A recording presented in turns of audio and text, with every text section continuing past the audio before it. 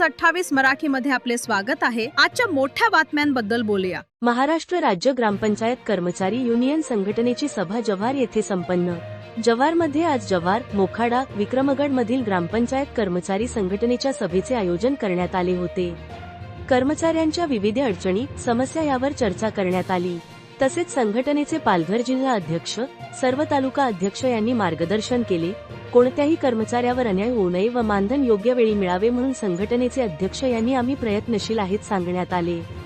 यामध्ये पालघर जिल्हाध्यक्ष यशवंत थाप, जव्हार तालुकाध्यक्ष दामू भोये, मोखाडा तालुकाध्यक्ष, जव्हार उपतालुकाध्यक्ष शैलेश भोय, जव्हार तालुका सचिव तुकाराम मोकाशी, पालघर जिल्हा सदस्य विष्णू जाधव तसेच महाराष्ट्र राज्य ग्रामपंचायत कर्मचारी युनियनचे पदाधिकारी व ग्रामपंचायत कर्मचारी मोठ्या संख्येने उपस्थित होते।